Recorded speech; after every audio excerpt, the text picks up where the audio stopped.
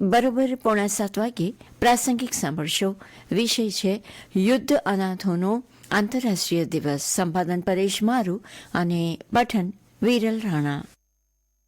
બાળપણ એ આપણા બધાના જીવનકાળની સોનેરી ક્ષણ છે. આપણે આપણા જીવનની આ ક્ષણ ખૂબ જ આરામથી અને ખુશીથી વિતાવીએ છીએ. બાળપણમાં આપણને કોઈ પણ બાબતનો તણાવ નથી હોતો. બીજી તરફ લાખો બાળકો યુદ્ધ અને અન્ય સંઘર્ષોને કારણે તેમનું બાળપણ ગુમાવી દીધું છે અને અનાથ બન્યા છે. આવા અનાથ બાળકો માટે દર વર્ષે 6 જાન્યુઆરીએ યુદ્ધ અનાથ દિવસ ઉજવવામાં આવે છે. આ દિવસનો ઉદ્દેશ્ય જાગૃતિ ફેલાવવાનો અને યુદ્ધના અનાથ અથવા સંઘર્ષમાં રહેલા બાળકો દ્વારા સામનો કરવામાં આવતી મુશ્કેલી વિશે જાગૃતિ લાવવાનો છે.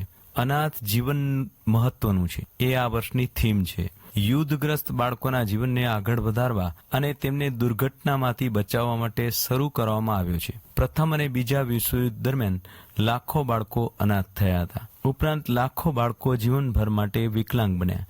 કેટલાક આંશિક રીતે વિકલાંગ થયા. આ બાળકોના જીવનને આગળ લઈ જવું અને તેમને આઘાતમાંથી બહાર લાવવું એ સમગ્ર વિશ્વ માટે એક મોટો પડકાર બની ગયો હતો. બાળકોની વેદનાને સમજીને એક ફ્રેન્ચ સંસ્થા SOS એ વિશ્વયુદ્ધ અનાથ દિવસની ઉજવણીનો પ્રસ્તાવ મૂક્યો હતો.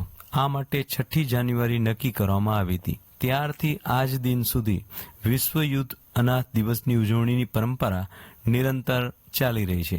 યુદ્ધગ્રસ્ત બાળકોને તેમની વેદનામાંથી ઉગારવાનું ખૂબ જ મુશ્કેલ કામ છે. એવા બાળકોની માનસિક પીડા કે જેમણે તેમના માતા પિતા બંને ગુમાવ્યા છે અથવા જેમણે ફક્ત તેમની માતા અથવા ફક્ત તેમના પિતા ગુમાવ્યા છે.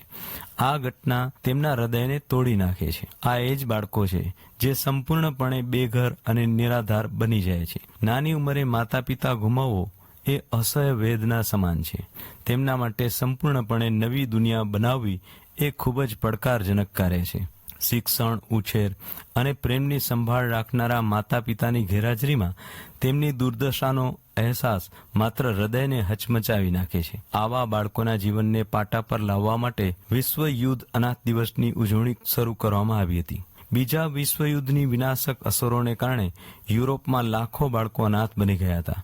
આજે Afghanistan, Ukraine, Israel, Palestine, Somalia વગેરે સ્થળોએ થઈ રહેલા સંઘર્ષો અને યુદ્ધોના કારણે અનેક બાળકો અનાથ થઈ રહ્યા છે. આવા યુદ્ધગ્રસ્ત અનાથ બાળકો માટે યુનાઇટેડ નેશન્સ ચિલ્ડ્રન્સ ફંડ મુખ્ય આધાર છે. યુદ્ધ અથવા કોઈ પણ કારણોસર અનાથ થયેલા બાળકોની સંખ્યા ભારતમાં અંદાજે 3 કરોડ જેટલી છે. ઉપરાંત ઘરેલું હિંસા, તરછોડાયેલ ગરીબીના કારણે પણ અનાથ આશ્રમનો આશ્રય લેતા બાળકોનો વ્યાપક આંક છે. યુદ્ધમાં અનાથ થયેલા બાળકોમાં મનોવૈજ્ઞાનિક રીતે ગંભીર અસર પહોંચે છે, જેમ કે વિશ્વાસ પ્રસ્થાપિત કરવામાં સમસ્યા, હીનતા અનુભવવી, શરમ, ગુનાની ભાવના, અસલામતી, અયોગ્ય વર્તન જોવા મળી શકે છે. આથી જ જુવેનિયલ જસ્ટિસ એક્ટ બાળકને અનુરૂપ સંભાળ, સાવચેતી, સારવાર, રિહેબિલિટેશન અને સામાજિક વિકાસ સામાન્ય જરૂરિયાત પૂરી થાય તેના ઉપર ભાર મૂકે છે. રિસર્ચ પ્રમાણે અનાથ બાળકની સાયકોસોશિયલ જરૂરિયાત પર ભાર મૂકી શકાશે તેટલું આપણે તેના માટે યોગ્ય અને સ્વતંત્ર જીવન પૂરું પાડી શકીશું. અનાથ બાળકોમાં આત્મવિશ્વાસનો અભાવ તથા જીવનના ધ્યેય ન હોય તેવું લાગે છે. ઉપરાંત રોજબરોજની ક્રિયામાં પણ આત્મવિશ્વાસનો અભાવ જોવા મળી શકે છે. આવી સ્થિતિમાં શૈક્ષણિક સંસ્થા, અનાથ આશ્રમ ખાતે કાર્યરત સમાજ સેવકો, કાઉન્સિલરોની ભૂમિકા નિર્ણાયક સાબિત થઈ શકે છે. તેમના માર્ગદર્શન થકી, લાઈફ સ્કિલ્સ થકી આત્મવિશ્વાસ વધારવા મદદરૂપ સાબિત થઈ શકે છે. જીવન કૌશલ્યો થકી આત્મવિશ્વાસ, જીવનના ધ્યેયો તથા મહત્વાકાંક્ષા આપી શકે છે. યુદ્ધ અથવા કોઈ પણ કારણોસર અનાથ થયેલા બાળકો સમાજનો અભિન્ન અંગ છે.